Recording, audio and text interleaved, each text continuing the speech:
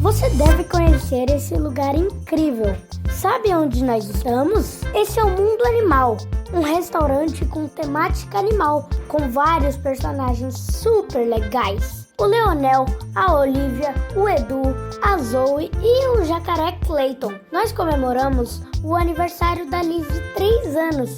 Foi bom demais, olha só a empolgação dela.